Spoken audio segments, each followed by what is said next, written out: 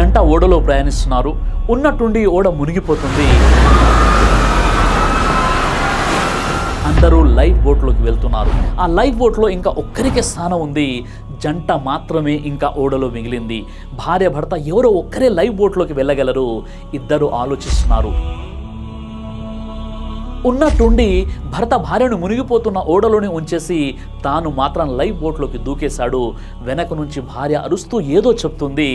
తరగతి గదిలో పిల్లలకి కథ చెప్తున్న ఉపాధ్యాయురాలు కథ చెప్పటం ఇక్కడ ఆపేసింది. పిల్లలు ఆవిడ భర్తతో ఏమని అంటుందో చెప్పగలరా అని పిల్లల్ని ప్రశ్నించింది టీచర్. పిల్లలు అంతా ముక్తకంఠంగా ఒకేసారి చెప్పారు, ఎంత మోసమా, నిన్ను గుడ్డిగా నమ్మినందుకని అని ఉంటుంది టీచర్ అని అన్నారు. ఒక బాబు మాత్రం మౌనంగా కూర్చొని ఉన్నాడు. టీచర్ ఆ బాబుని అడిగింది, నువ్వేమి చెబుతావు అని. ఆ బాబు చెప్పాడు, మన బిడ్డను జాగ్రత్తగా చూసుకోండి అని చెప్పి ఉంటుంది అన్నాడు. టీచర్ కళ్ళలో ఆశ్చర్యం. నీకు ఈ కథ ముందే తెలుసా అని అడిగింది. బాబు తల అడ్డంగా ఊపాడు. లేదు, నాకు ఈ కథ తెలియదు. మా అమ్మ జబ్బుతో చనిపోతూ మా నాన్నకు చెప్పింది, మన బాబు జాగ్రత్త అని అన్నాడు.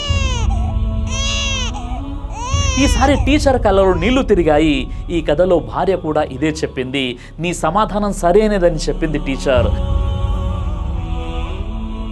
ఇక ఈ కథ విషయానికి వస్తే, భర్త ఇంటికి చేరి తమ కూతుర్ని కంటికి రెప్పలా కాపాడుతూ చూసుకుంటూ బాగా చదివించి పెళ్లి చేసి మంచి జీవితాన్ని కూతురికి అందించి ఒకరోజు ఆ తండ్రి కన్ను మూశాడు. తండ్రి వస్తువుల్ని ఒక చోట చేర్చి పక్కన పెట్టేయాలని ఆ కూతురు తండ్రి వస్తువులు సర్దుతోంది. అప్పుడు తండ్రి డైరీ కనపడింది. ఆ చనిపోయిన తండ్రి ఆ డైరీలో ఇలా రాసుకున్నాడు, భార్యకు చెప్పుకుంటున్నట్టు, నీతో పాటే ఓడలో ఉండి మునిగిపోయి నీళ్ళ కిందే నీతోనే ఎప్పటికీ ఉండిపోవాలని అనిపించింది. కానీ మన అమ్మాయిని ఎవరు చూసుకుంటారు? నిన్ను బతికిద్దామనుకుంటే నీ ప్రాణాంతక జబ్బు చివరి స్టేజ్లో ఉంది. ఎలానూ నువ్వు మరణం అంచుల్లో ఉన్నావు. మరి మన అమ్మాయికి ఎవరు తోడు? అందుకే ఎక్కువ ఆలోచిస్తే బలహీన పడిపోతానేమో అనిపించి లైఫ్ బోట్లోకి దూకేశాను. మనసులో ఎంత ఏడ్చుకున్నానో నీకు తప్ప ఎవరికి అర్థమవుతుంది నా బాధ అని ఆ డైరీలో భార్యకి చెప్పుకున్నట్లు ఆ డైరీలో రాసుకున్నాడు.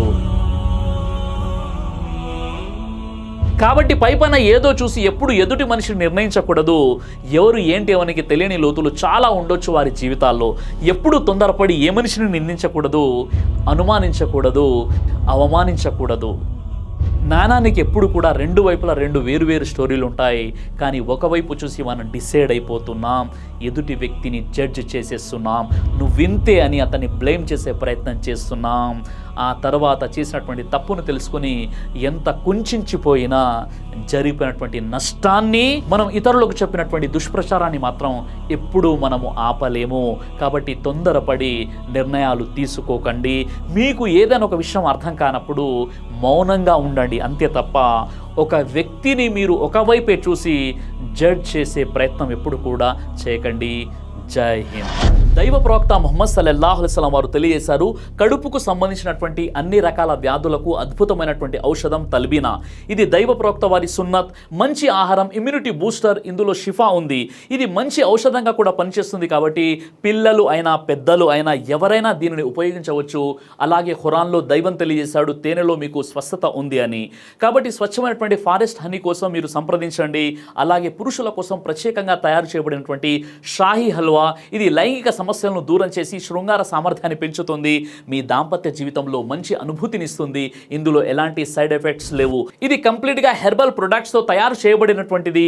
కాబట్టి స్క్రీన్పై కనిపిస్తున్నటువంటి ఈ నెంబర్స్కి కాల్ చేసి మీరు ఇప్పుడే ఈ ప్రొడక్ట్స్ని ఆర్డర్ చేసుకోవచ్చు. కొరియర్ ఫెసిలిటీ కూడా ఉంది. ఆలస్యం ఎందుకు, వెంటనే ఆర్డర్ చేయండి.